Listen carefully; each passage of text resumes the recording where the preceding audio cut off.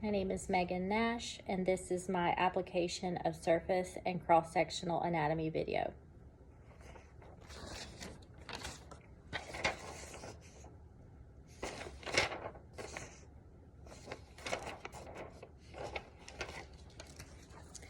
The first area of the body we're going to talk about is in the neck.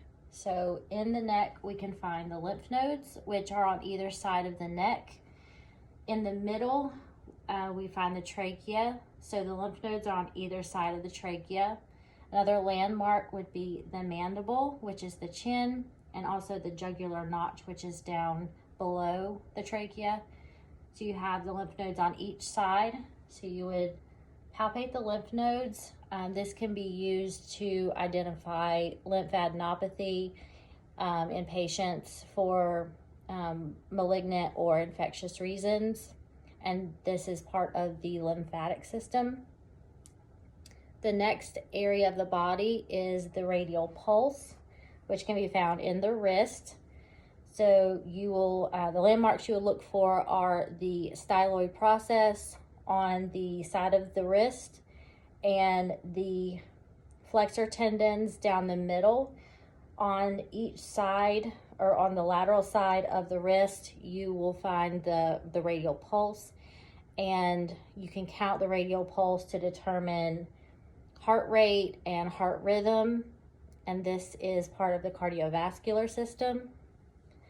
The next area of the body is the thoracic system, most specifically the heart in the thoracic cavity.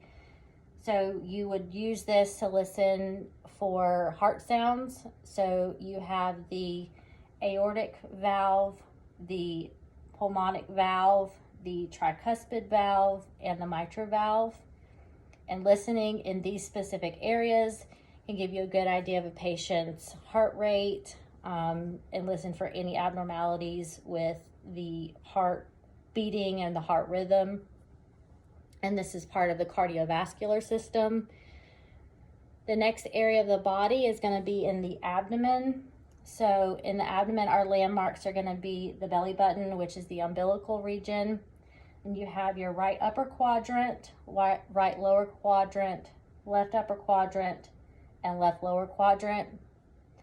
And we can use this to listen to bowel sounds for patients. Bowel sounds can be hyperactive, which could mean a patient has overactive bowels, most consistent with diarrhea. They could have hypoactive bowel sounds, which could be present in constipation, or absent bowel sounds, which could be present in patients who are recovering from surgery or patients who have a bowel obstruction or blockage.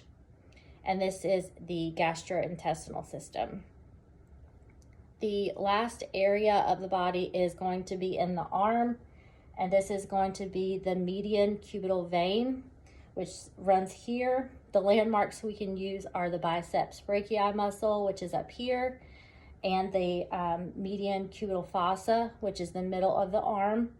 And using these landmarks, we can find the medial cubital vein that is most commonly used for venipuncture to obtain a patient's blood, but can also be used for IV insertion, especially in procedures where a high flow IV is needed, where they can't use it in the arm, they need a bigger vein. We use the median cubital vein for that. And this is part of the cardiovascular system as well. The importance of surface and cross-sectional anatomy is just to be able to identify the landmark so that you know exactly what you are looking for and can order the appropriate test or procedure to identify what the patient has or diagnose the patient. Thank you.